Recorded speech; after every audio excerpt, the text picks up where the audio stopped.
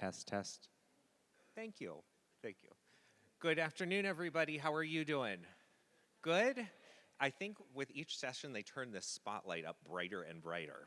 So thank you for keeping us on our toes up there in the booth. My name is Dr. Wes Hilliard. I'm the Director of Academic Services, and I work with academic advising at the university. So I feel like I already know your students by printed name because when they submit their first year questionnaires, they come in and I process them and place them into their first year seminar, and then my team and I build their first year schedules. So how many of you have a student at home who is excited about their first year schedule? Good. I'm Wes. I built the schedule for them. How many of you have somebody who is not happy with some of the things? My colleague Charles Tate built theirs. So I very much look forward to working with you and spending the next hour with you as we talk through the partnership. Hi, everyone. Hi again. I am Lily. I use she, her pronouns, and I'm the Assistant Director of New Student Programs. So I've spent some time this morning with your students. I gotta say, they're a chatty bunch. I'm excited about it. They're very excited to get to know each other. So just a little update on how they're doing. I just left their lunch, and they were loud in a great way. So, but I, in my role as the Assistant Director of New Student Programs, work with the orientation program as well as the freshman seminar peer mentors, which are some people that you've probably heard a little bit about, but we'll talk a little bit more about them today, as well as some pre-arrival programs and just generally with the first year transition. So Lily may have already told you, probably, she is a graduate of Mary Washington. I'm a graduate as well, just 1 or 2 years before her. Maybe. I was 2005 business major, and I have loved being back here working at this institution, and both of us now work for former administrators or professors of ours, so we love this. And this is really a great opportunity for us to work with you and talk to you about the partnership between parents and us as we help your students get to the finish line. This should be an easy question. How many of you want to see your student graduate in 4 years? Good. If anybody doesn't have their hand up, come and talk to us later. But as we talk about the partnership, I have a question to start off with. And that is, what matters in college? So shout out answers. What do you think matters in college? Experiences, great. What else? Maturing, excellent. What else? I'm sorry? Investment Investment of your time, of your resources, of their resources, of our resources, lots of different things. How many think grades matter?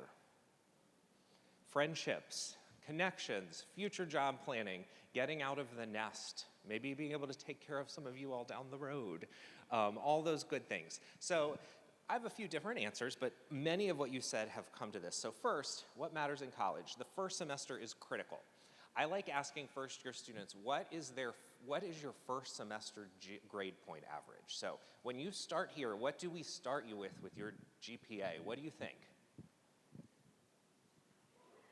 I have a 4. Somebody else?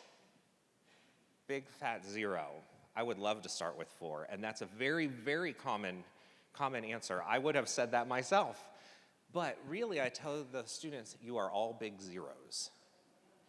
But there's opportunity there because you have the chance to set the bar in your first semester. At the end of the first semester in December, that is their starting GPA, and I can tell you it is much easier to maintain a decent GPA than it is to pull one up. So we know that first semester is critical because they're transitioning to school, they're starting new classes, they're trying new things. We also know that at the end of the semester, they're gonna set that bar. Second is who you meet and when you meet them. They're out there meeting all sorts of new friends and professors and colleagues. You all are meeting new folks here.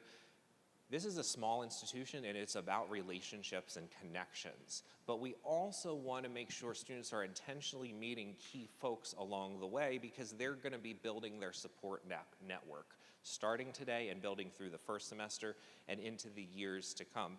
And honestly, when you get on the other side of Mary Washington, your alumni colleagues continue to be that network. So we want to make sure we're getting them connected with people early and often. Third, it's not where you go, it's how you go.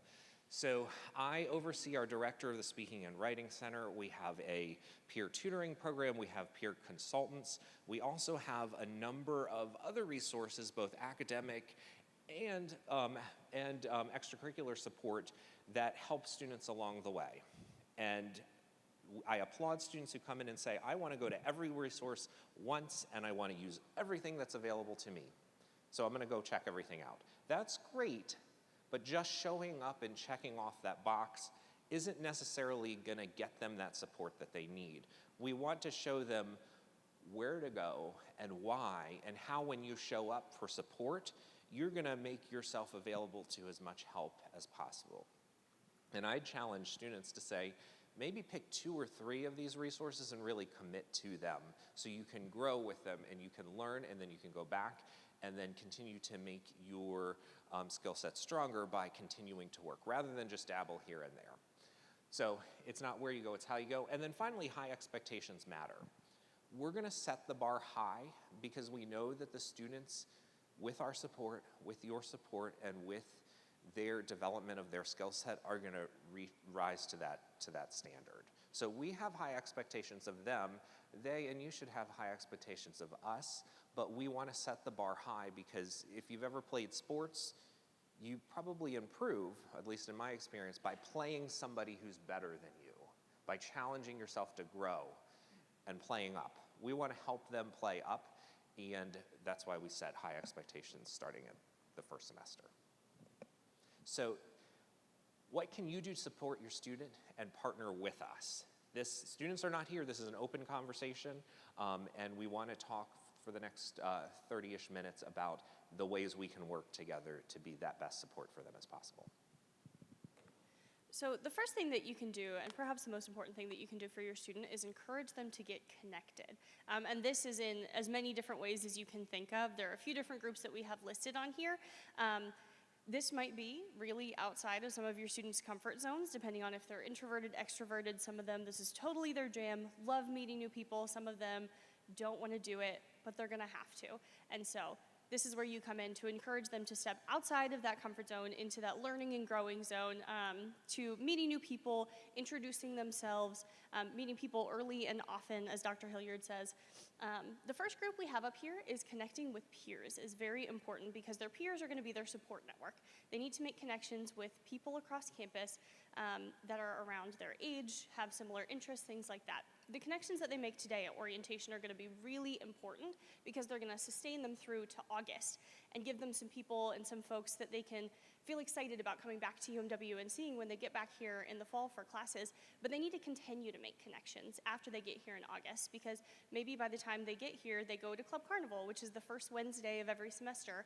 They go to their first Club Carnival and join a club, and then they meet people who have a really similar niche interests with them, or they meet people who have a similar work ethic and they can study with, things like that. They need to continue to make those connections and continue to put themselves out there because you never know when the people that are going to make a huge impact on you are going to come into your life. The second group of people is faculty members. Again, with early and often. Encourage your students to stay after on their first day of class and introduce themselves to their professor, even if they don't have a reason to. Hey, my name is blank, and I just wanted to say, I'm in this section of your class. Nice to meet you. Go to their first week of office hours. All professors are required to have 5 hours of office hours a week. And the reason that that connection early is so important is because later on in the semester, if, say, they're struggling in a course, it's going to be so much easier to go back and ask for help if they've already built rapport with that professor. The next group is campus resources. So some of those resources that Dr. Hilliard oversees. The Speaking and Writing Center is an important resource to help with presentations, writing papers. The Digital Knowledge Center, we have peer academic consultants and peer tutors for help with time management or specific help on specific classes. Totally depends on what they need and what kinds of supports they're looking out for. Make those connections and make them intentionally. And then the last one that I'll mention is the freshman seminar peer mentors. Like I said, oversee them. I'm biased, but I think they're a pretty great group of people. They're upper class students who are trained just like the orientation leaders to help new students acclimate to life on campus. That is their whole job, is just to help students get used to what it's like being a college student, specifically a college student at Mary Washington. They'll get to meet their FSEM peer mentor during new student welcome, so encourage your student during that time to stay after and talk to them, get to know them a little bit. It might even be a little bit less intimidating to start with their FSEM peer mentor because they're not a faculty member, they're a peer. So it might be a little bit easier of a connection to begin with and get practice meeting new people. And then next, encourage your student to get involved. Involvement is so important. It might sound kind of counterintuitive, but if a student gets involved in extracurricular activities, they are more likely to do better in their classes. There's a direct relationship between involvement and higher GPA. Because if a student gets involved, they're more likely to build affinity with the university and take what's going on in the rest of their life on campus more seriously. It kind of completes the package of the experience. Accessorizing with your outfits, as Dr. Wynn said earlier when she tried on the different accessories, those clubs and organizations are really important. And if clubs and organizations are not like your students' vibe, it's not their jam, that's totally fine. There are so many different ways to get involved. There's campus jobs, there's research with professors, there's ability to go to events, and you don't have to be a part of the club that helps plan it, you can just show up and attend. So whatever level of involvement is right for them, we encourage them to do that. So dates and deadlines are important, but we also know that this is something new for the students and probably for you as well, because while there are some things that feel similar to what high school may have felt like, we know that our deadlines and our expectations are a bit different here. But the positive is they're very similar semester to semester. So once students get their groove and start to know what to expect, they can anticipate a lot of these things. So what we want to do here is talk a little bit about the fall semester, and then we're going to go into more details about this with the students when they come back. You've already seen this, but this is our summer preview timeline about how we're going to advise and onboard our students in the summer. So if I can get 3 more clicks, they should, I believe, pointed out to you when some of those follow-up points are. I show this to you for 2 reasons. 1, so it can remind you of where we're going to get to before classes start. But 2, I want to put in a plug with you all to highlight that one-on-one advising in July. That is an opportunity for students to meet virtually on Zoom with one of our advisors, and in many cases it's going to be their first-year seminar instructor. If the seminar instructor is not here this summer, we have another faculty member or advisor who can step in. My ask of you is that you encourage the student and have them come to that meeting on their own. Because we've already built their schedule, they have a starting conversation point, so the majority of that meeting is about relationship building, about answering questions, asking questions, getting to know them. And we want this to be step 1 in that practice for them to be able to have these conversations themselves and start to learn that self-advocacy piece that we're going to talk about in a bit. So while this is a very important meeting, I like to say it's kind of low stakes because nobody's in trouble, no grades are in yet. This is really about relationship building. But you should then follow up with them afterwards to ask about, what did you talk about? What is that individual like? Are you going to make changes to your schedule in August? Things like that. So that's our first step.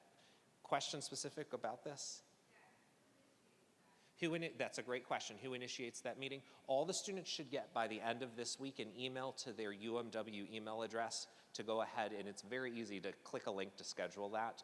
They'll learn more about that tomorrow, and I'll reiterate to them in that session.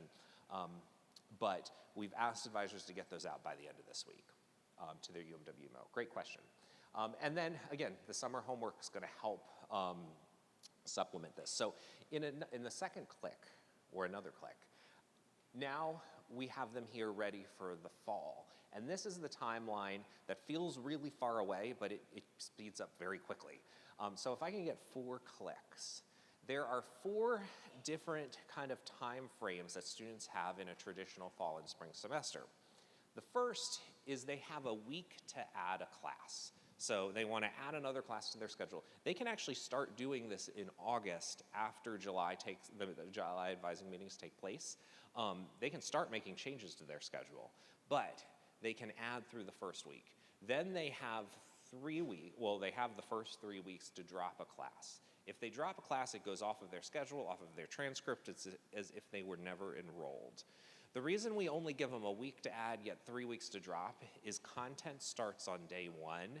So after the first week, that's a 16th of the course material, and it picks up quickly. So we want to make sure if students are going to pick up a new class, they don't miss so much. But they might need a couple weeks to decide if they want to drop something. Then fast forward about 2/3 of the way through the semester, we let students withdraw from individual classes if they want to. What that means is they are pulled out of the class and given a grade of W on their transcript in place of that grade. So it doesn't hurt their GPA. I withdrew from 2 to 3 classes when I was here, and I still got out of here in 4 years. It's something that many students will use at some point in time, but we know that over the course of that first roughly 2/3 of the semester, they're gonna have taken some exams, they're gonna have gotten some papers back, they're gonna have an idea of how they're doing in the class. We also ask for thumbs up, thumbs down regarding their progress towards passing the class from each of their professors. So that date falls about 2/3 of the way through, right around the time of mid-semester advising for planning for the next year. Then they have until the last day of instruction, so right before final exams start, the opportunity to withdraw from all of their classes. We call this withdrawing from the university, but it's really not as scary as it sounds, because essentially it means you're going to take a W in all of your classes. That's if something really big happens. Say the student gets sick, or something happens at home, and things just don't go as planned. That's a way to protect the student's GPA. We're going to talk about each of these with the students starting in the next session and then continuing in tomorrow. But I show you this because it's kind of like there's a fork in the road at multiple steps along the way. So they're decisions that the students have to make, and it's the student's decision to make. We may make recommendations, you may make recommendations, we may know the best recommendations to make, but they have to be the folks who initiate this stuff. So if I can get 3 clicks. I want to show you these yellow arrows again, because these can be intentional places that you can have conversations with your students around the time that key dates are coming up. So check in with them the first week of class, see how it's going. Say, are there anything that you're just thinking about adding or dropping?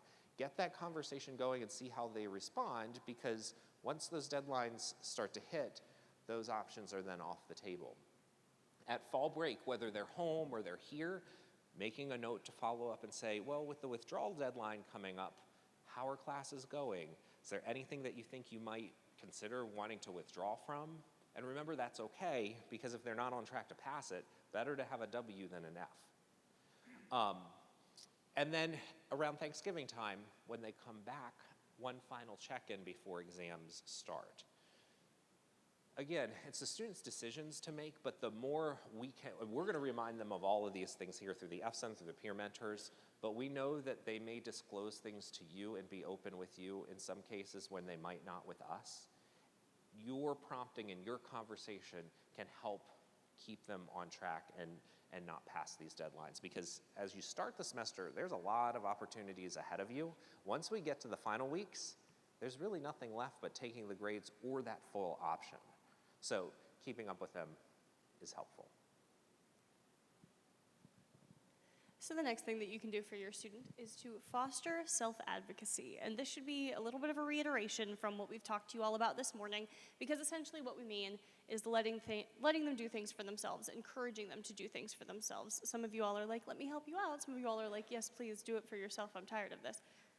Wherever you're coming from, encourage them to begin to do those things for themselves. We have a student development theory, it's called, in student affairs, which is the side of higher education that I'm in, called challenge and support, and it's all about balancing those two things. Are you challenging them enough so that they can grow, but supporting them through that growth?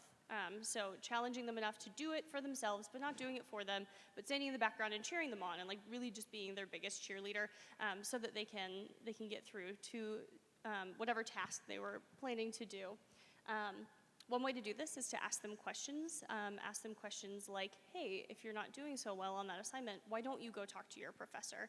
Or why don't you make an appointment with that academic resource that we've been talking about or that you learned about from your professor?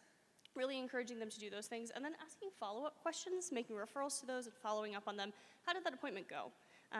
What did you learn from it, and how are you going to make changes to that paper or to that presentation with what you learned from that peer consultant?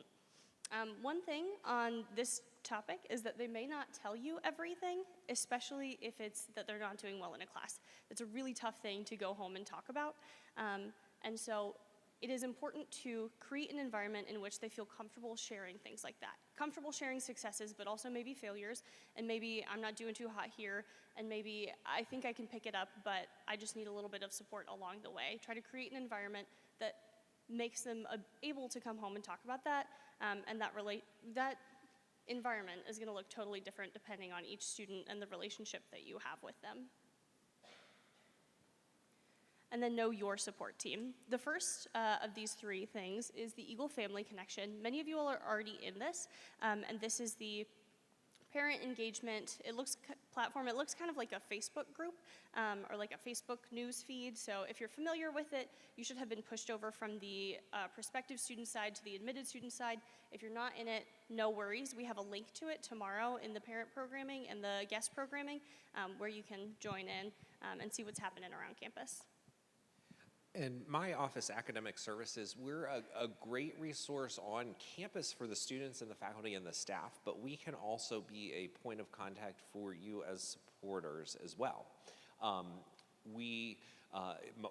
should say my front desk, Anna Holra, she can answer 99.9% of the questions that we get about advising, about policies, about anything related to academic success. So she's a great frontline resource for all of you plus the students. But we can be a place to call if you have a conversation with your student at home and you're not really sure how to advise them or what opportunities may be there. You talked about FERPA a little bit earlier today, so that should sound familiar. We do have to abide by the FERPA regulations. So if ever you were to come in with the student to have a meeting with me or one of our advisors, we would have you sign a release, which allows us to have you present for that meeting, but also covers us within the FERPA guidelines. I can tell you, though, that after working in this area for many years, we've learned how to have conversations around FERPA.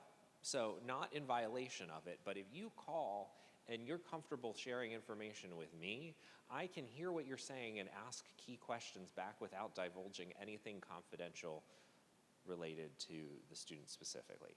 So that can be really, really helpful because you may know things that we don't, and once you call and tell me about what's going on, I can then pick up the phone and call the professors or call Lily and her team or other folks on campus and start to pull in some of these things where you can't as a parent or a supporter at home. And then from there, what I can do is I can call the student and say, can you please come in to chat with me? I want to follow up on X, Y, or Z.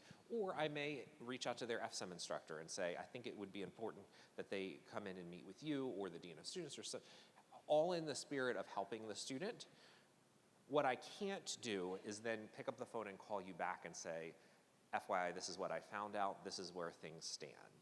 But what I can do, and I'll give you my word on that, is if you called and you want this follow-up, I'm going to say to the student before they leave my office, there's somebody at home who's also concerned about you. Can you call them and kind of explain what we talked about and close that loop there? But without you reaching out to us, we would have in some cases never really known what was going on. So they may avoid telling you things, they also avoid telling us things sometimes. Our handbook and our policies are all available online in public documents. So those things like the timeline, academic policies, the gen eds, you can see all of that stuff available online. And if you can't find something, if you call our office and reach out, we can oftentimes help you find that.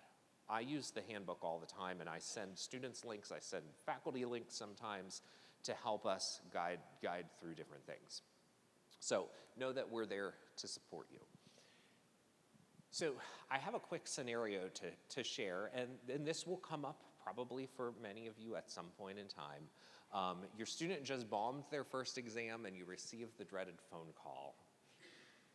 And that's assuming they're comfortable telling you. But let's assume how many of you are in customer service or a customer service job where you have to answer to the public somehow, whether it's in healthcare or sales or things like that? So I've worked in public service jobs for a long time and I love it, but it can also be challenging. So let's play this scenario out kind of two ways, and this both happens. So you get the phone call, then it comes into my office, and the first thing that we hear is, my child just failed their first assignment. They were a strong student in high school. We chose to come here because it was a small institution. They don't like the content of the course, or the professor doesn't teach the way that they prefer, and it's intimidating and whatnot. So my customer service folks, what do you do with the phone? If only it was that easy. I try not to, because I don't think that that's the appropriate response. However, if that's the way the conversation opens, I can tell you as a human on the other end, oftentimes I'm probably going to naturally come back and get ready to push back a little bit. Frame it this way. So same scenario. Pick up the phone. I'm calling because my child failed their first exam. They're upset about it, and I'm trying to figure out what we can do to best help them. Then I can respond by saying, well, tell me a little bit more about what you heard, and you start that conversation. I have had so many success stories working with supporters at home in trying to close the gap on things, but we have to be partners in that, because you and I talking through the scenario without the student there, their voice is so important, because that's an important piece to fill in, because at the end of the day, it's their success, it's their grades, it's their choices, but we can be equal partners in that to get them there. So I love working with parents, and I find them to be very rewarding, and I've said this a couple of times. My kids are 8, 5, and 2, so I'm actually learning from you all as well, because my wife and I look at each other and say, well, when all of our kids are in elementary school, we won't have to worry about them anymore. I like all the eye rolls. Thank you for that. But I'm sure you're right, because you always worry about your children. But you all are steps ahead of me, so I've actually had conversations with parents about, so coach me up on what it's going to be like. So please call and help us help your students. So some quick review. Tomorrow, they're going to meet with the department chairs and with other people who are in similar major interests as they are.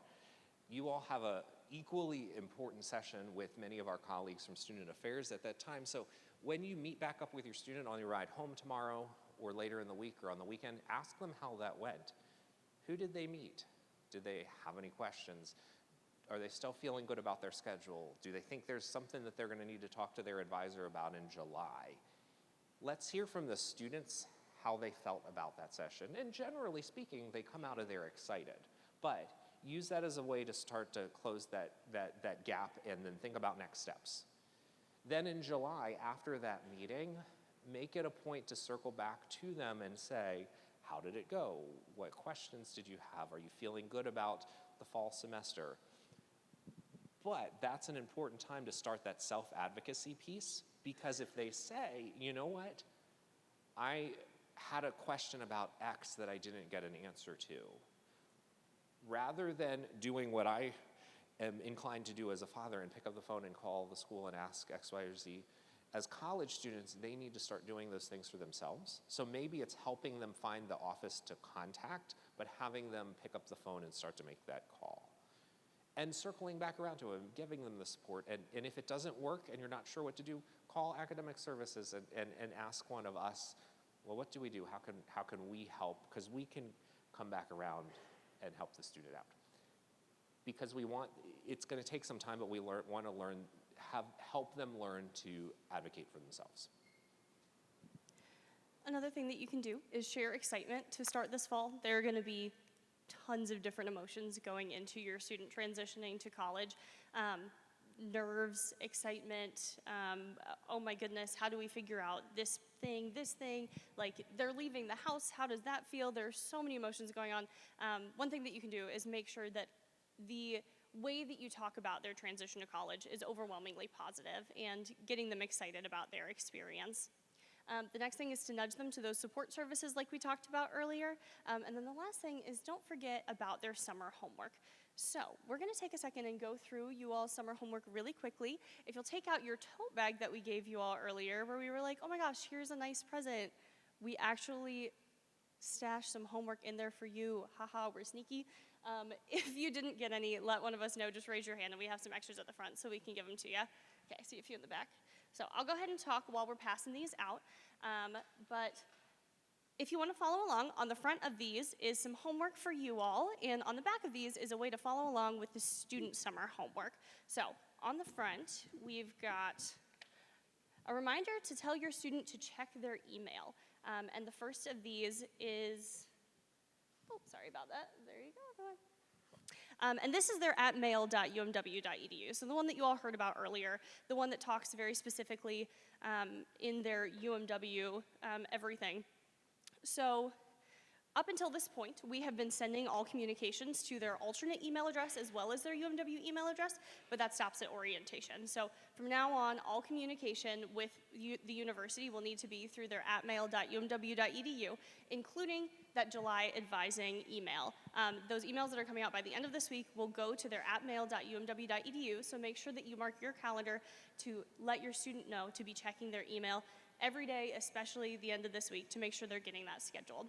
The second thing to mark your calendar for is new student welcome. You've already heard a little bit about it. That's August 23rd through 27th, and we cannot stress this enough. That is for on and off-campus students. No matter where your student is coming from, this is a really important program for them, not only to get to know campus and feel acclimated and ready for their first day of classes, so they're not navigating a crazy transition within their first week of classes, but also especially to help them make social connections. I know we've talked to you all about how important that is. That is a big goal of that program. If you'll go ahead and flip it to the back, you'll see a little bit of information about the student summer homework, which you also have a copy of. You have a copy of your student summer homework. They do not have a copy of your summer homework. That is intentional. So on their summer homework, they have three big items. The first of which is health forms. These are due by August 1st, and this is the first thing on the list because it's the first thing due, and it's a very important thing. Some of your students may need help navigating this process. For many of them, this is the first time maybe scheduling a doctor's appointment or contacting their healthcare provider on their own. I have been telling sessions that I'm 25, and I called my mom last week and was like, can you help me make a doctor's appointment? I don't know what I'm doing. So that's something that they may need some additional support on in balancing that challenge and support. The second thing are some trainings that they'll need to complete over the course of July. They have until they come back in August to do these things, but getting to them early is probably for the best. There are 4 of them. The first of which is Title IX related. The second one is OSCAR, which stands for the Office of Student Conduct and Responsibility. The next is Honor, and Perspectives by the Constructive Dialogues Institution. All of these have little blurbs on the summer homework that you all can read through. Your students will be talked through their summer homework by their orientation leader. I believe that's what they're doing right now. So they will have further information on each of these things, what each of them entails, and how to access them. And then the last of these things is payment and financial aid authorizations, which you all have heard a little bit about earlier. We've got the delegated access, which pertains to grades, authorized payer, which goes for bills, direct deposit for financial aid refunds, so making sure that they're getting any refunds directly into their account instead of having to pick up a check from their UMW mailbox, and then reviewing the non-payment policy, which is written right there on their summer homework. The date is in there, so they just have to read it, know that they know it, and can check it off. So we want to leave you with, if nothing else, some additional questions that you might want to consider asking your student and to get the conversation started. We don't want you to go right to, well, how are your grades? Like, they're not going to actually probably even know their grades for several weeks into the term. But if you want to get it going, you could ask, who makes you really excited about learning? That could be a professor, it could be a friend, it could be somebody in the community. Who has demonstrated that they care about you as a person? I think that's kind of a good question to ask if your student is talking at all about feeling isolated or not sure who to go to and where. If they take a step back and think about who's reached out, who has asked them how they're doing, who's taken interest in them. Some of our professors in lower level classes, if you do pretty well in their first exam, they may invite the student in to talk about, you're really good at this at econ. You could consider this as a major. Like, they want to start to loop students in early. So ask them to think about that. Who's mentoring you and encouraging you to pursue your goals and your dreams? Are you working on a project that takes a semester or more to complete? What are you doing for an internship or job that allows you to apply what you are learning in the classroom? And what extracurricular activities and programs are you involved with? Again, opening up that conversation so that way when it does come time to talk about grades, you have an idea of kind of where things are coming from. So with that, we have, I think, 3 minutes. If there are any questions in here. And if you have a question, we'll either bring you the mic or you can say it to one of us and then we'll repeat it for you.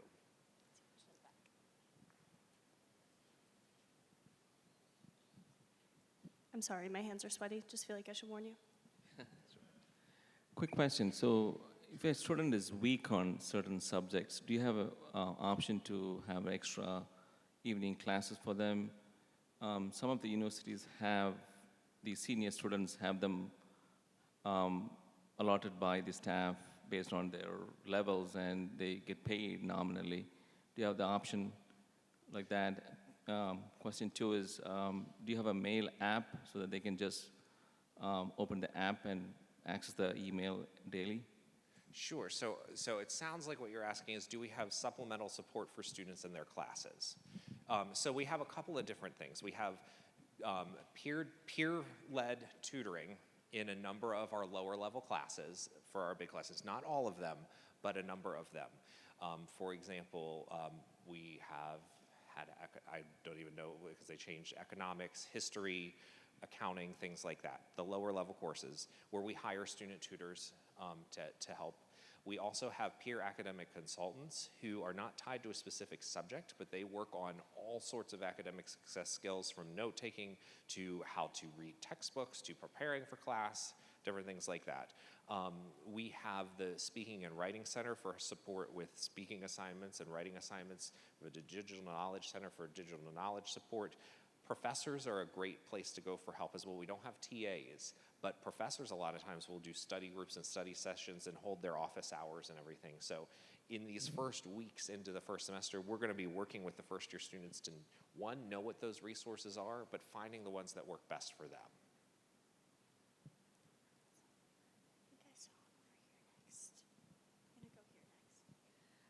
Will somebody be going over with them how many pass-fail classes and W's they may have in their career?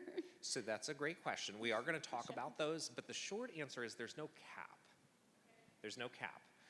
But there are limitations to which classes you can and can't take pass-fail. So you can't take gen eds, you can't take major classes pass-fail, but electives are great. W's, yes, it is a numbers game, and that's why advisors are there to help, because they do count as attempted credits, especially if you're on financial aid and things like that, but there's no hard cap. But we'll pick up that conversation even starting in the next session. One last question over here, since I didn't get to ask any from my side. Are students generally able to get the courses they want or need when they want them, or do popular courses fill up? That's a great question too.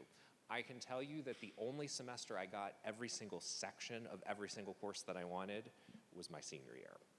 But it's a kind of a game with getting classes. We work really hard to make sure that our first year students have seats saved in certain classes. That way, if there's they're a psych major, they're going to have a seat saved for them available in Psych 100. If they're a business major, we're going to want to make sure they get into accounting and econ and stuff. For future semesters, it does become that game of supply and demand, but because students can register up through the first week of the term, people will drop from classes, people will change classes around all the time. So I tell students, if there's something that they want right now when they're registering, if it's not available, there's oftentimes opportunities to pick one up later on down the road. It also may mean that if they want a certain class and the daytime section is full, they might have to take a night class. And that happens from time to time. So we try to work with them and manage their expectations, but particularly in the fall when they're registering for the spring, that's their first real reality of what it's like to be a first-year college student with what's available. But we will message them and talk to them and help them process through that. If ever you get a student that calls you at home saying there's nothing available that I want, and through that conversation there's not real good resolution, you can send them into academic services and have a conversation with us, and we can talk them through. And I just want to add really quickly that freshman seminar peer mentors have an event with every single freshman seminar class in the fall semester to teach them how to register, because we'll show them, but we understand that they may not remember until it's time to remember, and then they're like, oh, I didn't pay attention to that, what are you talking about? That's fine. Everybody's one of those students, so we will show them again how to do that when it's actually pertinent to what's going on. Are there students here yet? Can you check? Are they? They are I not. am sure they are waiting outside They're sure they're patiently. waiting outside. So we're going to pause on the questions. Now, I will be back with Dr. Nguyen in the next section, and some of these things we're going to actually pick up on again. Thank you all so much for your questions. If you have individual questions, feel free to come down and chat with either of us as the students are coming back in. Thank you. Awesome.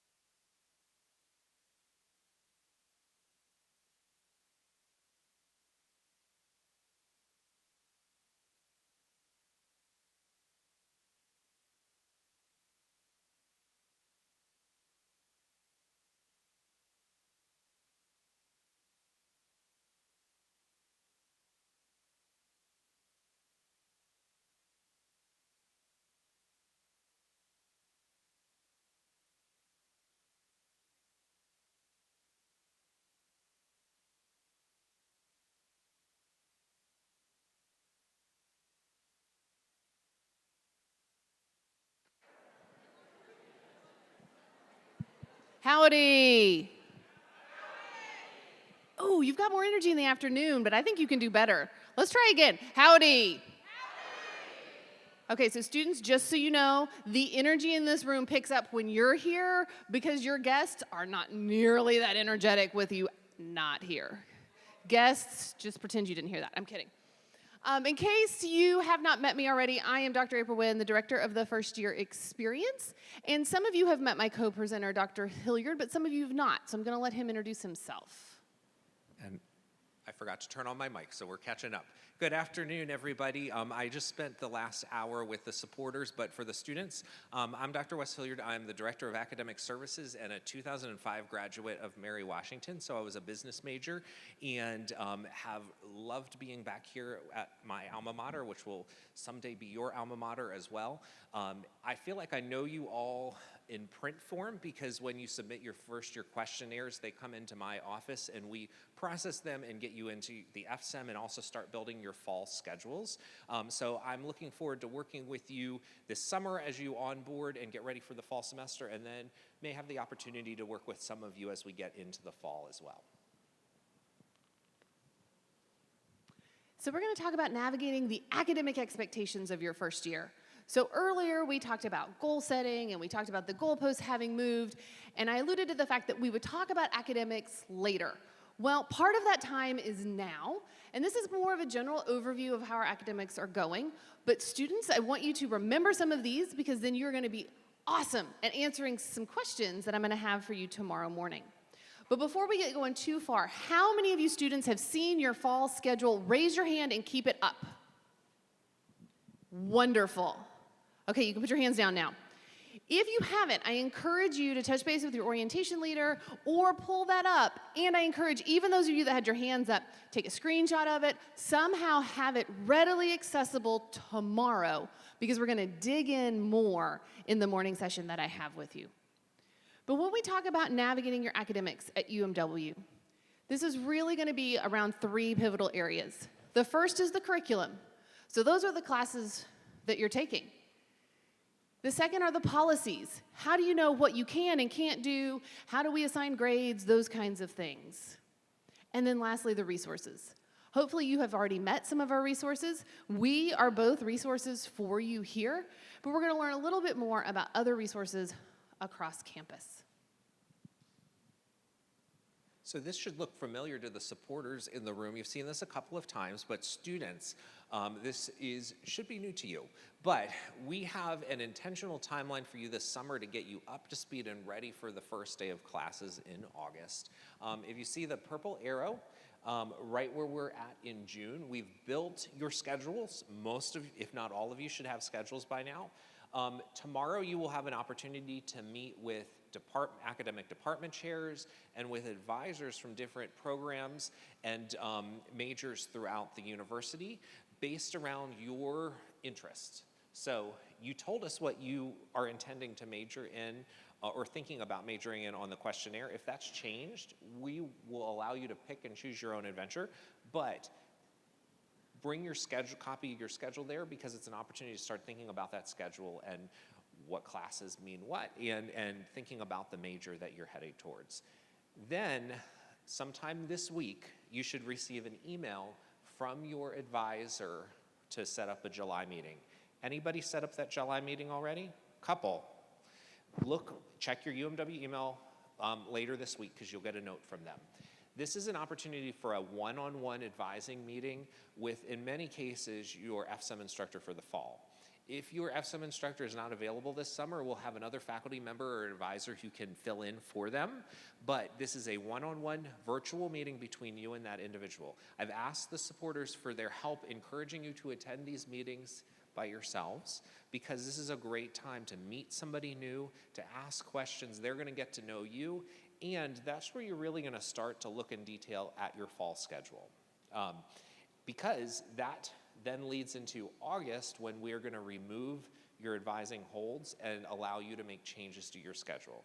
This is your schedule, so you can do with it what you wish, but what I ask of you is that you don't make any changes without first talking about them with your advisor. You can't change your FSEM And you'll find that there's a number of classes we probably put you in you don't want to change as well depending on your major.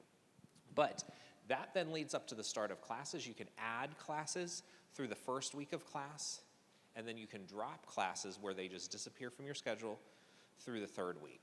The reason we give you only 1 week to add versus 3 to drop is because content picks up on day 1, and after the first week, you're a 16th of the way through the semester, and it becomes very challenging to catch up if you just add a class in week 2.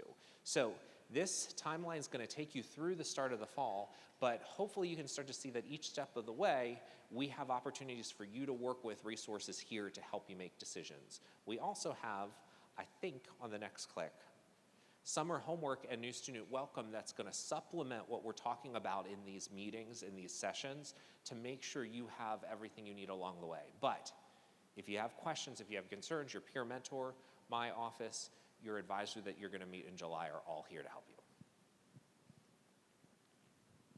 Okay, so we talked about summer, but as we transition into the fall, it's going to be important to know the fall timelines, and it's going to be important to understand how that intersects with our policies. So in our fall, we really are talking about August through December, but I want to ask you guys a question first. How many folks had block schedule? A days and B days? Raise your hand. Okay, thank you. How many classes? You can just shout it out. How many classes a day did you attend?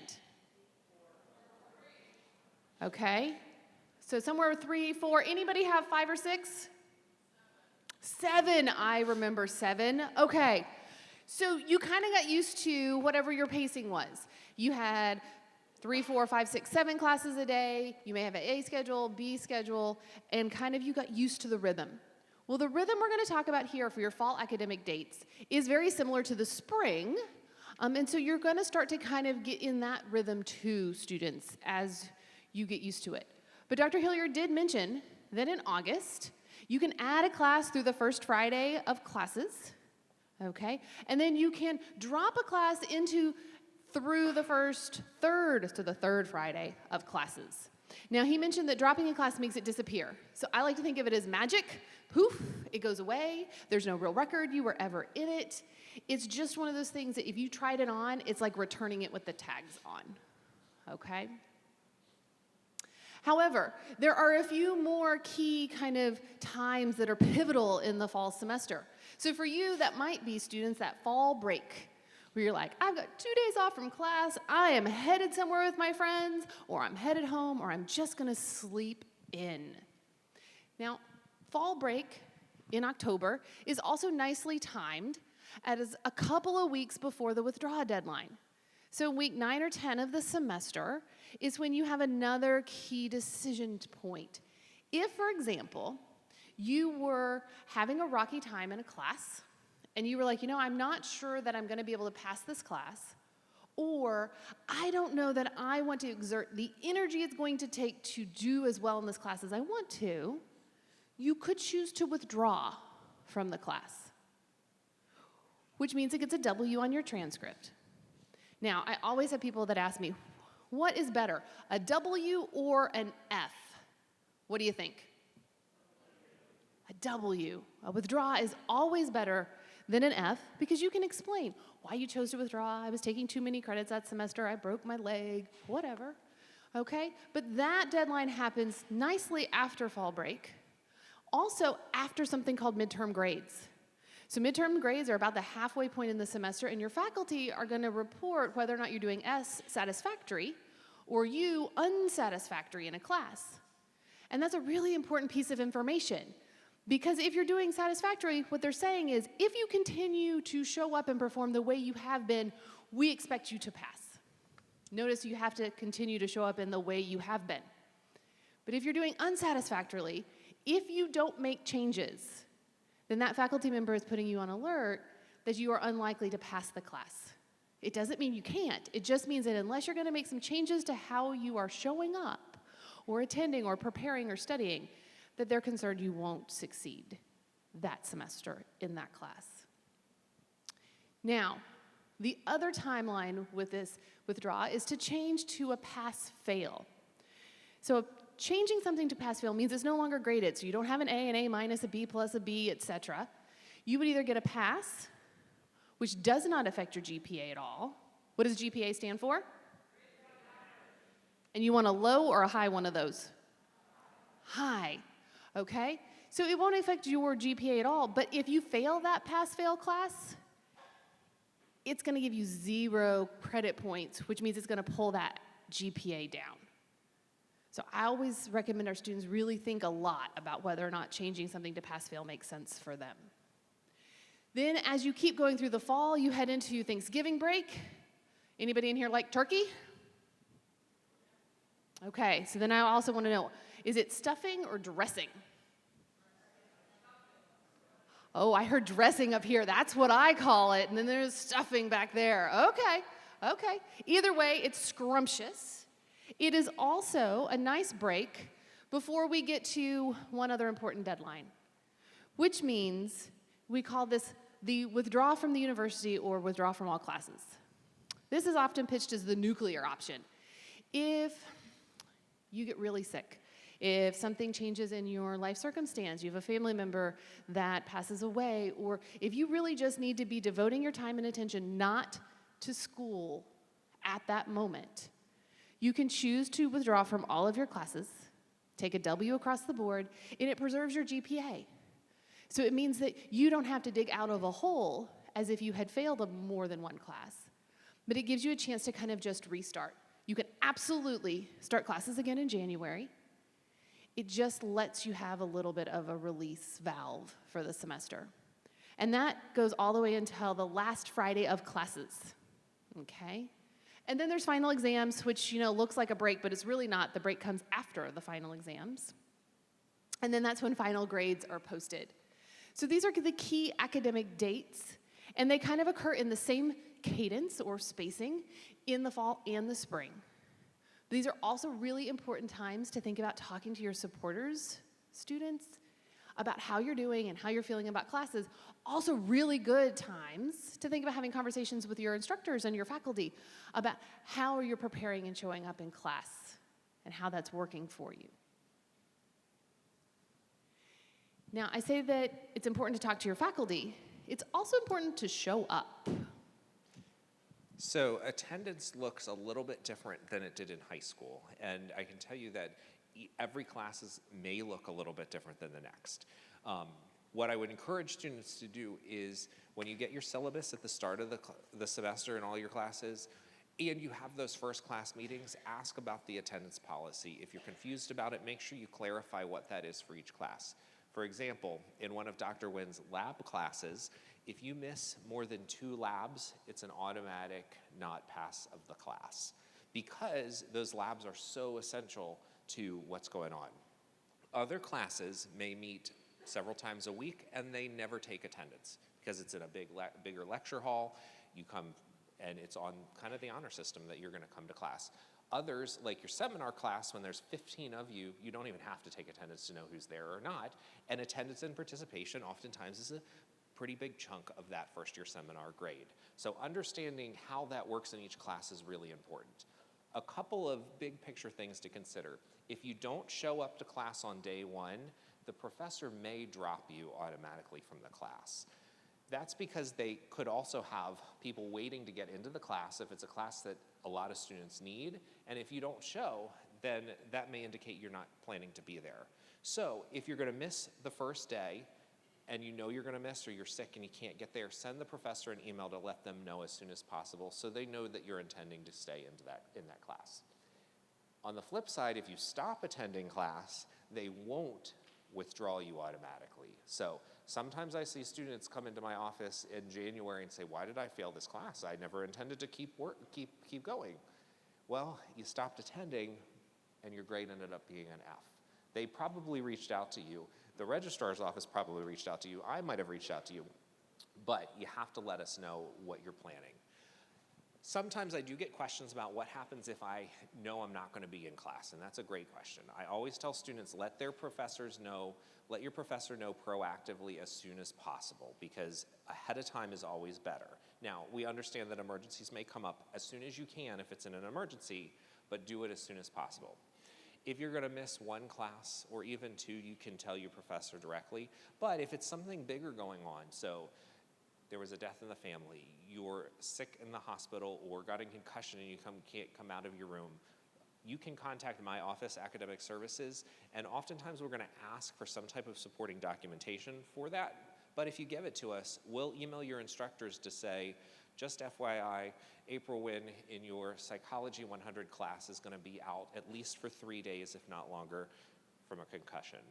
But we have asked April to reach out to you as soon as possible to catch up on anything that might have been missed. We don't give you excused absences from our office, but we can vet your reason and help advocate and let them know on your behalf. So make sure you know the policies, and then if you have questions, ask your peer mentor, ask your FSIM instructor, come in and ask us. Okay. Other important things to think about is this concept of full-time status. How many hours a week do you have to work a job to be considered full-time? 40, sometimes it's 32. What's the big perk of working full-time at a job? Benefits. Okay, there are equivalent types of benefits that come with being a full-time student or that status. So what that means is that for students that are on financial aid and certain scholarships, it might be required that you're a full-time student. If you are wanting to live on campus, then you have to be a full-time student to do that. To utilize some of our resources on campus, you need to be full-time. And anyone that wants to be, who are my athletes out there? Okay, eligibility is gonna require that you're a full-time status student. So what does that mean? That means you need at least 12 credit hours a semester. And that again is why it's important that you talk to your advisor before you drop or withdraw or add classes to make sure that you aren't going below that, but also to make sure that there aren't any unintended consequences from changes that you're making. Because it's fully 100% students, your schedule. You can take all of the suggestions that Dr. Hilliard gives you and you can say, yep, I don't care, and make a ton of changes. But there might be consequences to those changes that you didn't anticipate. So our job is to help contextualize that for you and give you a heads up on some of those things. Expectation number 2. So that was a lot about policies and timelines. This is about the curriculum. Okay, so this is about what you're going to be engaging with those classes while you're here. Requirements for graduation. Okay. Anybody want to give me a graduation requirement? 120 credit hours, correct. What else do you need to graduate? You need an FSIM, absolutely. Senior project, you need to do some writing and some speaking, okay? Some majors will require an internship or a capstone, absolutely. What else? A language, okay, perfect. That's part of our general education requirement. We talked about 3 letters earlier, and we said a high one is better than a low one. What was that? GPA. What's the GPA you need to graduate?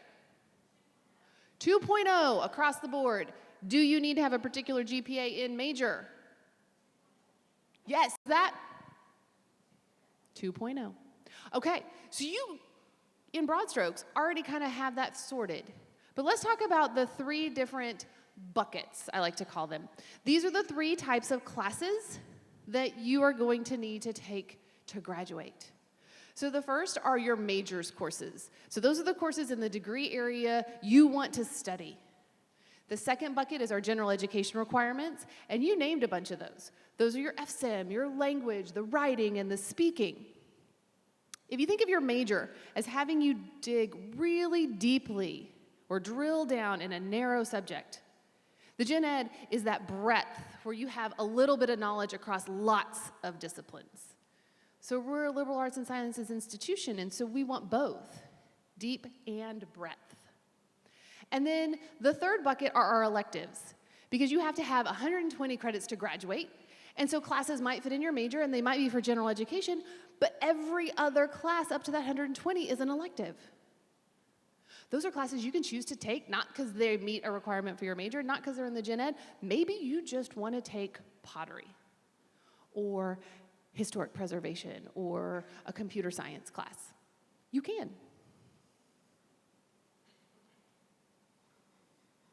And we already went over those two particular requirements. But now let's pretend we were a particular major. Anybody out here interested in chemistry? Fantastic. Okay, so for those of you that raised your hand, this is a little sneak preview for you of what a chemistry major looks like in our curriculum. The major is going to take 45 credits. The general education is going to take about 30 credits. And electives is going to fill you to 120 credits. So it's a little bit more than a third for your major, a little bit less than a third for the gen ed, and electives to fill. Dr. Hilliard, are all of our majors 45 credits? No, they are not. And each of you, depending on which major you're in, this breakdown is going to look a little bit different. Not super different, but there are majors different than chemistry that might have fewer major requirements. There may be some with more. I don't know. Maybe tied. But know that this breakdown is going to be very, very much the same. So everybody's end goal is still the 120. Okay, so I want you to think to yourself, we've talked about major and general education and electives. Is there anything else we haven't covered?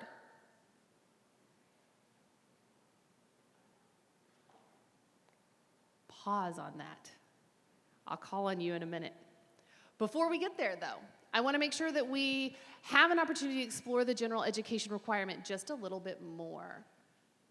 So the way our general education courses work here is I really think it's of value to the students because we let you decide a lot of the things along the way. We may give you buckets of things that classes are going to go in. So if you think back to your questionnaire, remember we asked you for quantitative reasoning, for example. Give us 3 classes from this long list of classes that might interest you the most. That's an example of how we give you the category, but we give you a number of classes that you can pick. And at the start, this can be really overwhelming, but I tell you, like, once you get a couple semesters in and you start to put this puzzle together, it is super rewarding when you see it get towards the end and all of those pieces begin to fall into place. So it's broken down into 3 sections, the first of which is foundations. And those span a variety of subjects, or really most of our subjects that we have here. First is the first year seminar. That's not tied to a specific major, it's just that 3-credit FSEM that you're all going to take in the fall. We have writing intensive and speaking intensive designated courses. And what those mean is the professors in those courses, those sections of the courses, applied to their respective committees to say, you know what, I believe this course meets the criteria for writing intensive at the university, and they've gotten this designation for it.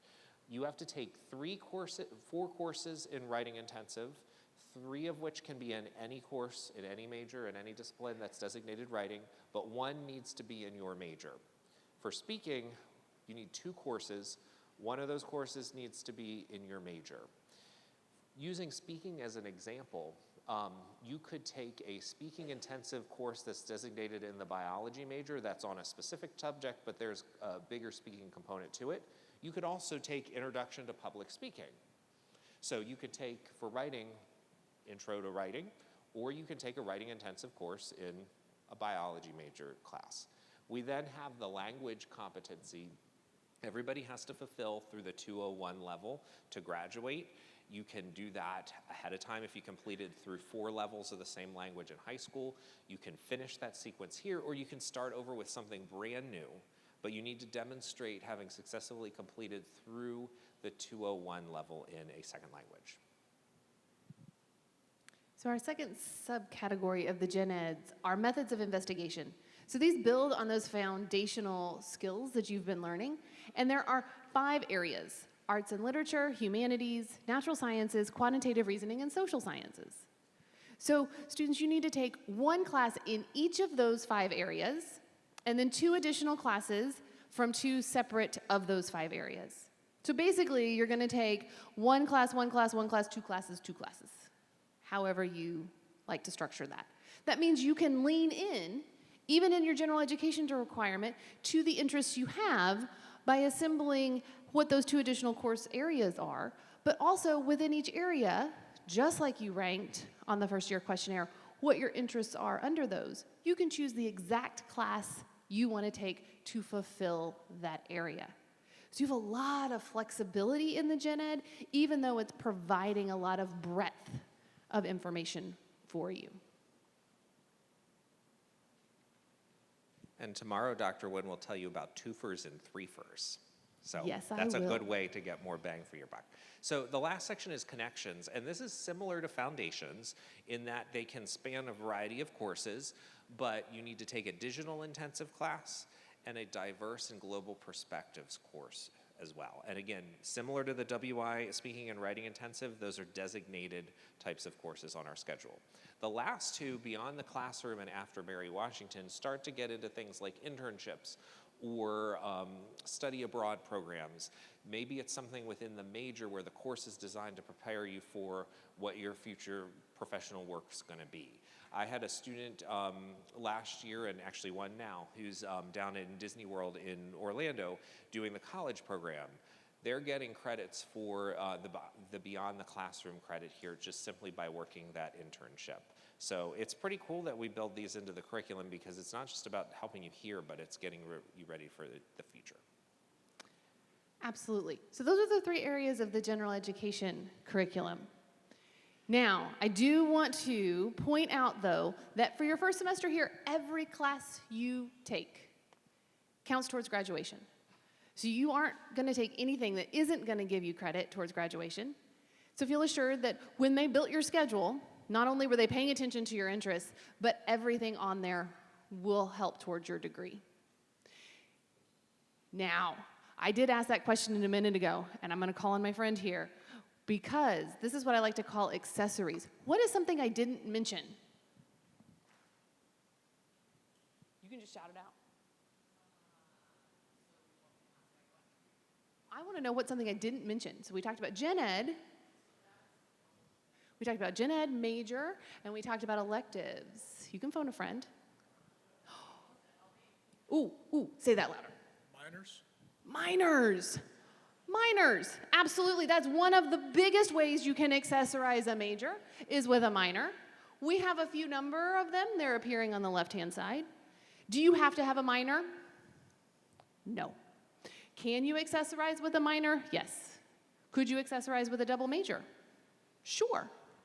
These are all types of things you can minor in. But that's not the only way you can accessorize. What else might you want to do other than a minor? Yeah.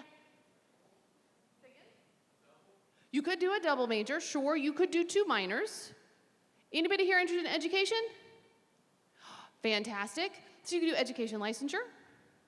You could also, maybe, do certificates, GIS or something like that. So you have a variety of ways you can accessorize what you want to do, that major academic area of interest. None of these are required. But if you want to, you can. So let me move on to expectation number 3. I know there's a couple questions. We'll answer them at the end. So expectation 3 is about what resources we offer to help you succeed. We have a variety of those. And when we're talking about the academic supports in your first year, they're really centered around your FSEM, your first year seminar. And through that course, you are going to go to class. You should go to class. It's a seminar. There's only going to be 15 of you. Okay, you're going to get to know faculty in that class because you're going to get taught by a faculty member. That faculty member has office hours. Office hours are great. That's when 5 hours a week of my time is devoted just to being there for my students to come and ask me questions, ask for help on assignments, or figure out why I went into what I went into, because why do I like plants? Any of those kind of things are office hours. You will also get connected with the Speaking and Writing Center, because in the FSEM, you're going to learn about college-level writing and college-level speaking. And you're going to get connected with peer academic consultants, tutors, and librarians, because we're going to do high-level research. We're also going to talk about how to excel in any of your academic disciplines, or how to manage your time, read a syllabus, take good notes. But also, you'll notice that one at the top. You're already doing that first part of your academic experience called orientation. So you're checking stuff off the list. When we talk about the first year seminar, it's been intentionally designed and scaffolded to have an instructor, and that instructor is also your academic advisor, and there's a peer mentor, because I don't know about you, but I've never been a student at UMW, but Dr. Hilliard has, but he hasn't been a student at UMW in at least 3 years. 5. 5. We'll say 5. Okay, so a peer mentor is an upper class student that's been there and experienced more of what you might be going in that transition to college here. And then we have, the Speaking and Writing Center and our librarians, because we want you to succeed academically. And I clicked too fast, but your guests, turn and look at them, wave at them. They are also here to support you. So if you need to be like, hey, I'm thinking about this is the idea I want to write for my FSEM paper, run it by them. I mean, I'm okay if you want to be like, hey, do you want to check to see if I missed any commas? Or can I practice my 2-minute speech with you on Zoom? They are your support system too. Don't forget they exist. I've already told them not to forget you exist. Okay? But use your resources. There are a whole bunch of them to surround you this first semester.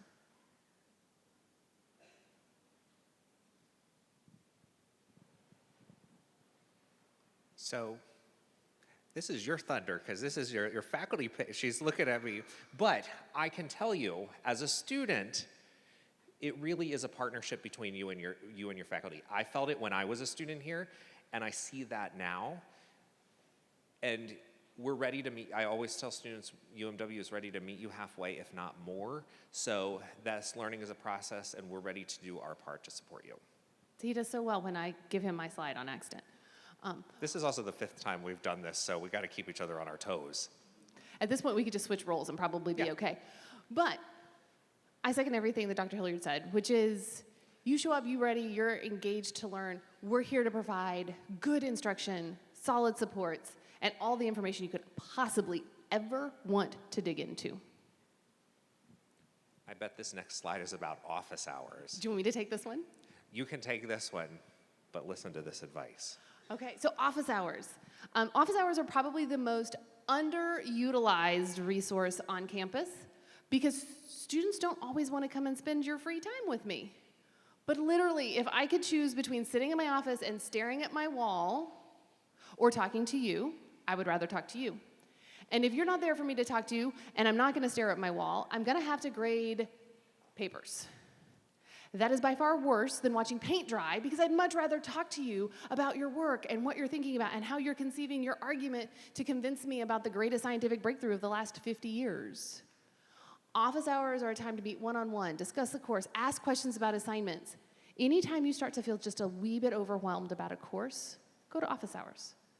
Sometimes they're in person, sometimes they're in Zoom. But lean in because that is your time. We have to have 5 hours a week designated just for what you want to gain from us. So engaging,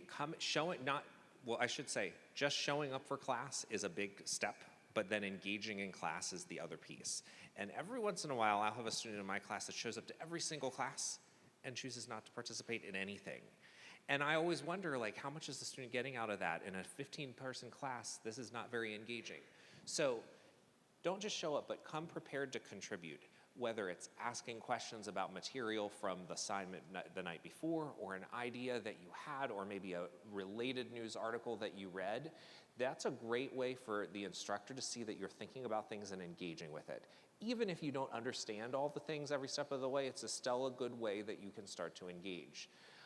Also, you do a lot of work for every class outside of the class. And I think you're going to talk about this tomorrow a little bit with the students, but finding a good place to study is also another thing that you're going to start trying on here.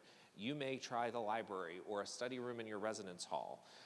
My roommate, and then I found out the other day, Dr. Wynn, when we flip-flopped the slides, again, she went to the mall to study in the food court. back when they had malls that you could go into and just sit in the food court. It was great. So somebody like Dr. Wynn that needs that buzz and that stimulation in the back to study was helpful. For me, I found that going to the double-decker study carrels in the library where it was quiet and I could listen to music was helpful, but it took a while to get to that part. So engaging in your class inside and outside is a big piece about setting up your success and trying it. Some things are going to work, some things aren't. And don't be afraid to try on a different way to study or a different way to take notes until you hit on something that truly works for you or for that class. And then academic work should not be done in isolation. I collaborate in pretty much everything that I do. That's my real world experience. And we expect that you're going to collaborate with your peers, you're going to collaborate with your instructor, you're going to collaborate with your advisor. But don't do things in isolation. Even if it's just to meet up to study on disparate things, having peers with you also studying helps. I incentivize group study in my genetics class every spring because students who talk to other students about what they've learned in class always do better. Maybe. So talk about it. Collaborate on what you're doing. And this is not an honor code violation. You can say, this is how I interpreted this passage. How did you interpret this passage? Then you go back and write about it on your own. But remember that it is not something that you have to do by yourself. That's how come classes have more than one person in them at a time. Our website in my office, Academic Services, is a great place for you to continue to go to as a resource. We have on our homepage links for student resources that will take you to our new student guide that breaks down all of the information we talked about with the gen eds and more. There's also at the bottom of this page is a really helpful set of links to each department's first year new student website. So a couple of years ago, every major went through and pulled out on their own homepage or on their own department website information for incoming first year and transfer students to help guide you through that first semester to onboard you. We've made sure all this stuff's updated for this year, so use this as a resource as you go through the summer, as you look for other classes to make changes to your schedule, and the advisors and your FM instructors will probably send you back to some of these resources in the fall as well. But remember that learning doesn't happen just in the classroom. Go to speakers, go to internships, go downtown, get involved in service learning, volunteer with the SPCA or Downtown Greens, because skills you develop from these activities, on-campus employment, for example, internships, any of those undergraduate research, are all going to be things that can help separate you from others on the job market.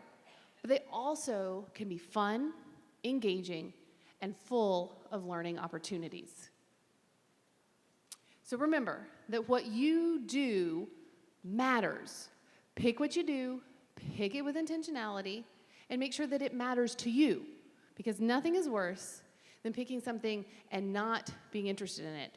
It's like getting that pair of slacks that just doesn't quite fit. Try it on, find something that works for your outfit.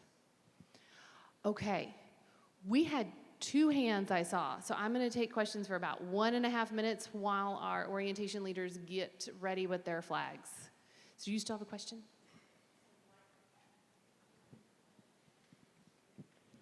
So my question has to do with 2 majors. If you're going to do a second major, where do you pull those hours from? So questions about 2 majors. If you're going to do a second major, where do you pull those hours from? It's going to come a little bit out of electives. So you'll have different choices that go there. You may find that some of the gen eds, the twofers, may help, and we'll talk about that tomorrow. So it's not necessarily doubling the total amount of credits. And you can overlap 2 courses between majors, I think. I believe so. Yeah. Okay.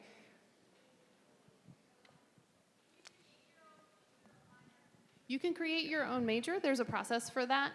We do not have a process to create your own minor, but we have a variety of minors. And also, if you wanted to take a whole bunch of classes in one area, even if it's not an official minor, you can contextualize that later. I took all of these classes because I'm passionate about and talk about why they matter. But yes, you have a design your own major opportunity. Okay, our flags are here. So at this point, can you help me thank Dr. Hilliard for presenting with me today? And thank you, Dr. Wynn. We will hang around if you have questions, but I want to make sure we get folks where they need to go for the next session. So if you, students, are going to live on campus, and if you are a guest of a student that's going to live on campus, you can just hang out here for the moment. If you as a student are going to live off campus, or you're the guest of an off-campus student, you can go ahead and stand up, and you're going to follow our orientation leaders with their 2 flags. They're waving at us now. Good job. You can follow them to the off-campus session that will be in Lee Hall, and they'll make sure you get safely where you're headed.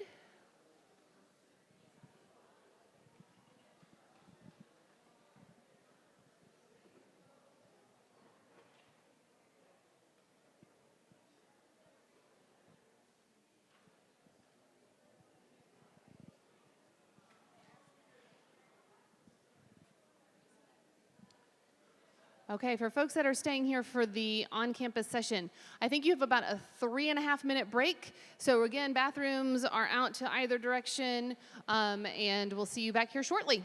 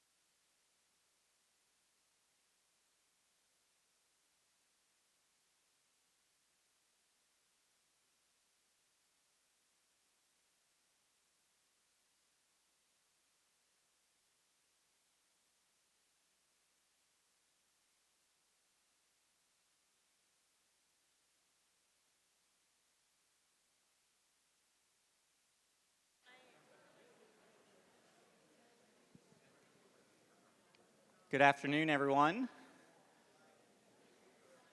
Good afternoon, everyone. Hey, that lunchtime, after lunchtime slump is hitting you all right? So it's all right. It hit me, so we'll be all right. Well, welcome. My name is Dave Fleming. I'm the Dean of Residence Life and Housing and Assistant Vice President for Student Affairs. In that capacity, I oversee your on-campus living experience. And so today we're going to talk a little bit about that. So if you all have signed up for on-campus housing, is that correct? Good. If you have not, if you plan on living at home, you're in the wrong place. And so we'll want you to go to the colonnade room over in the UC. But welcome. We're going to start with this question: what is home? Because we say welcome home. And so for some of you, there's a lot of love and joy, some fun and games perhaps. Maybe it's Uno night at your house. Do y'all have a cherished pet at home? For some, it might be a place of solitude, a place to really recharge, place to take care of your hobbies and whatnot. But we also know that living at home can also be a source of stress and conflict. And none of this is different here, with the exception of the pets. So here, we hope that you see a very strong community of people who care deeply for one another, that are willing to work together, and we just don't allow anything but a fish. And so we'll talk about that a little bit later. So we're going to talk a little bit about today about how we work together to create a community where people are working together to achieve a common goal, where we support each other's successes, celebrate those achievements here in college, and really work together when things get tough. And so here we go. So first I want to say congratulations. I think that you all have made a really good choice to live on campus. So some of you are coming from a really far distance away. Who's out of state? So a number of people out of state. So you probably don't have a choice, hard to commute from home, but some of you probably still live within the 30-mile radius that could potentially get exempted from living on campus. And what we think, both here in residence life and housing, but also nationally, is that the research shows that people who live on campus are more likely to succeed, they're more likely to have a higher GPA, and they're more likely to graduate within the 4 to 5 year range. Now the reason for that is because we have a lot of intentional opportunities in our residence halls. So we don't just throw you all into a residence hall and say, good luck, be successful, but we offer a lot of opportunities for you to engage. And what we know is that students who feel a sense of belonging of where they are more likely to succeed. And so we're gonna do that by really promoting the ability to get to know one another, get to know the faculty and staff that are nearby, and really feel connected as an eagle here. So we do that in a number of ways. The first is through our staffing. This is first and foremost our most important piece of what we do in residence life and housing is our staffing. We've got 79 resident assistants. These are upper class students who were sitting in your seats either 1, 2, or 3 years ago. Some cases maybe more, but I don't think so. 1, 2, or 3 years ago, who want to make a difference. They want to be in a role that allows them to provide support, to provide guidance to people that are here at the university and living on campus. So they're really excited to get to know you. They will engage with you in a lot of icebreakers at the beginning, team builders, floor programming, but they're also there when you come home with your first A. They're going to celebrate you. When you come home with your first D, they're going to support you. They're going to say it's going to be okay. Go to office hours, which I'm sure you've heard already. But they're going to do things like that, and really provide that environment of a really positive experience for you all. They are also going to be trained in mediation, and so as you all experience conflict in the halls, they're there to support you in that as well. We consider the first 6 weeks the most important part of your experience. If you put the hard work in the first 6 weeks, the rest of the year will go great. And what I mean by that is when you arrive for the first 6 weeks, number one, we want you to stay here.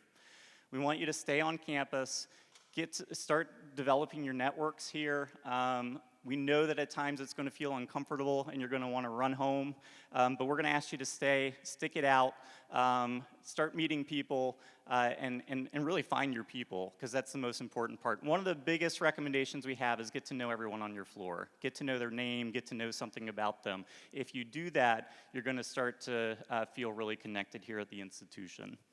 Now, I know Labor Day is in the middle of that. And so that's a 3-day weekend. A lot of families like to do vacation. You can go home for Labor Day weekend, but those other weekends, stay here, get involved with what's happening on campus. We take a curricular approach to our program. As I mentioned, we want you all to learn. We want everything that we do is intentional to really make your experience really good. And so we take a curricular approach. We ask ourselves, why are we doing the things that we're doing?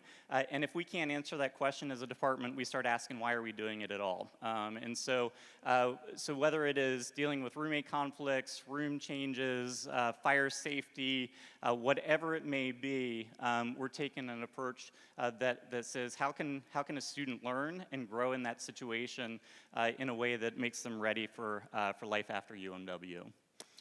We have a number of opportunities for involvement, and so here, as a first-year student employment is a really great way to get involved, to get connected, and so we have a number of opportunities. We have a front desk, both in our main housing office as well as at Eagle Landing, which is where all of our keys are housed, and where a lot of our services is initiated for our students living on campus. And so there's an opportunity to work shift work there, and then once you have been here for a little bit and you're like, I'm feeling UMW, I feel like I know what's going on here, we would love for you to be considered for joining our resident assistant team. And so most of our students would do that in their sophomore year. We start that application process in November of the year prior. So only a few months from now, if that's something that you want to think about doing, we have an opportunity to do that. I just realized that I blew right past staffing. So I talked about the resident assistants, but I did not talk about these fine folks in front of me. You would think after 5 sessions I would have gotten it right. But I do want to introduce some folks here. So John Huey is our assistant director for Residence Life, and so he oversees really all of our staff that live on campus, our programming, and really he's the jack of all trades. He makes sure that we continue to run a pretty good ship. So, but John's been here 9 years now, and so a wonderful asset to the institution. Cece Burkett, how many of you received a housing assignment? She's responsible for every one of those. And so if you like your housing assignment, take time to thank her. If you don't, blame me, okay? But CC's worked tirelessly over the summer to make sure that everyone's got a place to live. If you are one of the 9 that do not have a housing assignment yet, it's coming, and so we're happy to talk to you about that here shortly. And then we've got Lucy Clark, who's one of our area coordinators. She oversees Westmoreland Hall, so anyone living in Westmoreland, as well as Madison or Ball. If you're in any of those 3 buildings, she oversees those buildings. And then Laura Gilchrist March is our other area coordinator, one of 3, and Laura oversees Randolph, Willard, and Virginia, among some other buildings. So those are your go-to points if it escalates beyond the capabilities of an RA. These are great resources for you. I know you've all met with Chief Hall, so I'm not going to go too much into security, but what I do want to say is that we have measures in place to ensure your safety, but they only work when you use them. So card access, there's card access on the front of every door. So only those that live in our buildings can use that to get into their building. And so what we're going to ask you to do, you can still be polite to folks, but we don't want them following you in unless you know that they live in your building for certain. We don't want you letting people in that could potentially not even be members of our community. And so this is an open campus, and so we want you to that's why it's important to start to get to know people on your floor and whatnot, so you can be friendly and say, yeah, come join me. But we don't want you letting someone in that you don't know. We also want you to lock your doors. So everyone's gonna be issued either a key, or in Virginia Hall is card access, and so your card will get you into your bedroom door. But we want you to lock your door. That's why we hand you that key. It only takes 7 seconds for someone to walk into an unlocked room, take something of value, and walk out.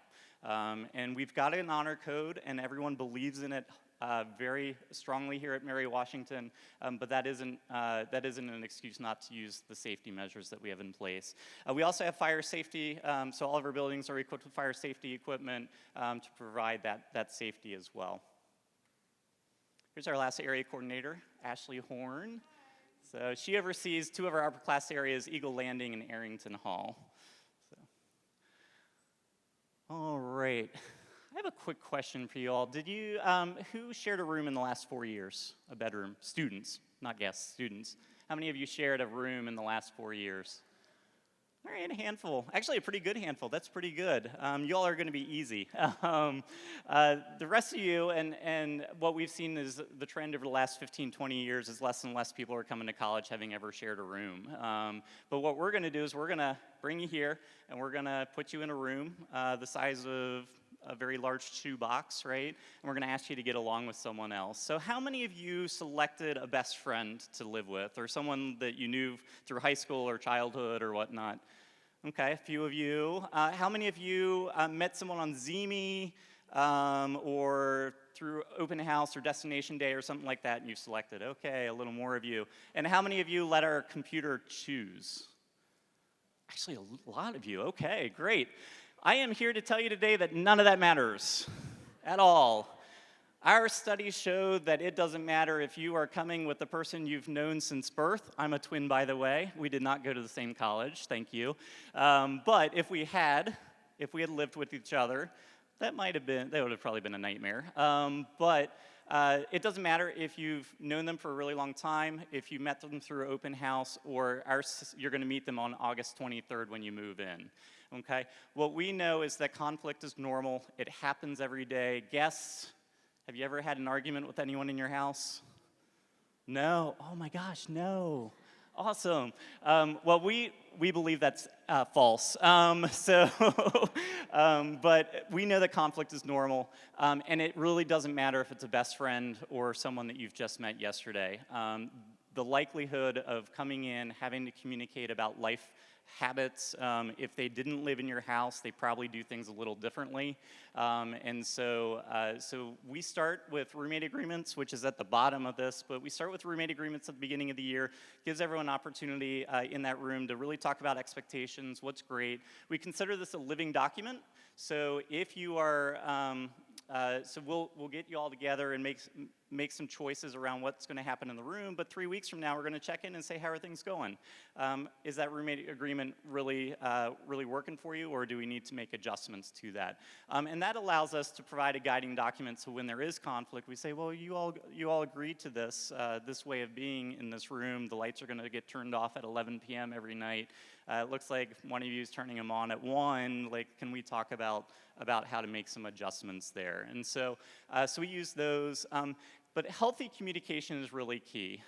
We know Twitter doesn't work. So you're having a conflict, you jump on Twitter and you talk about your roommate behind their back. What we know is it's not really behind their back, because on a campus this size, your Twitter friends are your roommate's Twitter friends, and someone's going to screenshot it and show it to your roommate, and that only makes things worse. We know Post-it notes don't work. You know, putting Post-it notes on a refrigerator that says, clean up your mess, doesn't really work. One year, many years ago, and I've been doing this work for over 20 years now, we had a roommate conflict, and these students came into my office, and they had this whole transcript from AOL Instant Messenger. That's right, AOL Instant Messenger. And it was a whole transcript about their conflict that they were having. So they were at each other over Instant Messenger. You did this, you didn't do this, you don't care about me, you don't respect me, those sorts of things. And what we found out through that conversation, through the mediation, was that they were having this conflict sitting in the same room back to back on their computers, rather than just turning their chairs around and having these conversations. And so we want you to turn that chair around, and it's okay to say, hey, it bothers me when. Can we make an adjustment? Okay? And so I'm going to ask you to be courageous and do that as a student here at Mary Washington. Be courageous to advocate for what you need with your roommate. And then the other roommate needs to be courageous enough to listen and say, I hear you, I'm sorry, that wasn't my intention, let's see how we can make things better. All right, so we're going to shift gears. Things to keep at home. So weapons of any kind. If you have any questions about what a weapon is, let us know. We'll let you know. But no nunchucks, no crossbows, no pellet guns, none of those sorts of things. No knives the size of Miami. So no weapons of any kind. We don't allow candles or extension cords. We do allow power strips with the circuit breaker built in the switch, so you can use those. We don't, from a candle standpoint, even if you have no intention of burning it or you've taken the wick out, we don't allow those here on Mary Washington campus. Pets, so fish are allowed, other pets are not. Now, fish are not hermit crabs. Fish are not turtles. Fish are not dogs named Fish, okay? So my first year as an RA, someone brought an alligator in. It was a caiman, but it was this long and it looked like an alligator. That was not allowed. So please, only fish. If you have to ask the question, I wonder if this is a fish, it's probably not a fish. So we want you to keep your drugs, alcohol, marijuana, and tobacco at home. Your folks may not want it at home, but we don't want it here, so please find a place for it. All of those things are prohibited for folks that are your age here at Mary Washington. It includes marijuana, which is legal in Virginia, but it is still illegal federally, and because we take federal money as a state school, it has to be prohibited here on our campus. Do you all know what marijuana smells like? Yeah, we do too. So that's good. Thank you. My joke landed. Thank you. But we do. Our RAs are trained on the smell. Our professional staff has smelled it a lot. My backyard neighbor smokes it, so I know what it smells like. But so we do know what it smells like. Do you all know what marijuana smoked through a paper towel roll covered in a dryer sheet smells like? It smells like mountain fresh cannabis, right? And so we do know, and we know all the tricks, and so please just leave your marijuana at home. If you use it to cope with stress or whatnot, let's work with the Tally Center for Counseling Services on other coping mechanisms. We don't allow hoverboards, which don't hover. They also blow up when they're charging, so we don't allow those, Instapots or microwaves. We do allow mini fridges. We just only allow one per bedroom, and so we want you to make sure that you're talking to your roommate about who's bringing it. We don't want two people walking up the stairs, both carrying refrigerators and winding up at the same room, because one of them will be walking right back down with it. So please talk about that. We don't allow command strips of any kind. They are not friendly to our walls and create the most damage of all damages within residence halls. And so it's expensive, and there are not enough contractors in Fredericksburg to take care of that kind of damage. And so we ask you to keep command strips at home. We do, our facilities department recommends thumbtacks and painter's tape, blue painter's tape, as the primary ways to hang things. Very small picture rail nails, those would also work as long as they're not much thicker than a thumbtack. We have a complete list, and then John's got some of our packing lists here, and so we'll have that in the back as well. If we run out of those, that is on our website as well. Things to bring, so we want you to think about what you've been using over the course of the last several weeks. So as you engage with your summer plans over the next couple weeks, if you've never touched it, you probably don't need to bring it. If you decide that later on you need it, you can do so. But bring what's essential. Bring what's going to make you comfortable and what makes you feel like you're at home. If you are in our suite or apartment style settings, so that's Westmoreland, Randolph, Ball, or Madison, those are suite style, and so you are required to clean your own bathrooms, and so that's part of your roommate agreement. We'll be setting up a schedule and making sure that supplies are purchased for that. We also will require you to supply your own toilet paper. You'll have one roll when you come in case move-in is an interesting experience, but then make sure that you've got toilet paper for your space. If you're in our other buildings, we will provide it for you through our housekeeping department. UL approved electronics, comfortable clothes for the summer and fall. It is hot in August and usually well into September, but we may start to see some cool nights in September. So bring clothes for those. And then Parents' Weekend and fall break are really good times to start switching out wardrobes. I mentioned blue push pins and blue painter's tape, and then your positive eagle attitude. All right, just an additional note about wall hangings. So the state fire marshal only allows us to post, put 10% of things on our walls, so only 10% of the walls can be covered. If you ask me what 10% is, I don't know, but if it feels like more than 10%, it probably is. Certainly our state fire marshal will let us know, as he does walkthroughs about once a semester. Just be mindful, we don't want you plastering your walls with combustible materials. Tapestries are not allowed, so large flags, large pieces of fabric, we're not going to allow on the walls, but window curtains are allowed using a tension rod between the windowsill. Can you see? We're real serious about the command strips. It's been the third time.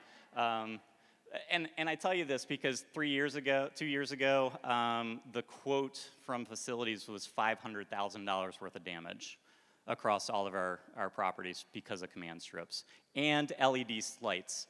So anyone have these LED strips at home that have the adhesive backing?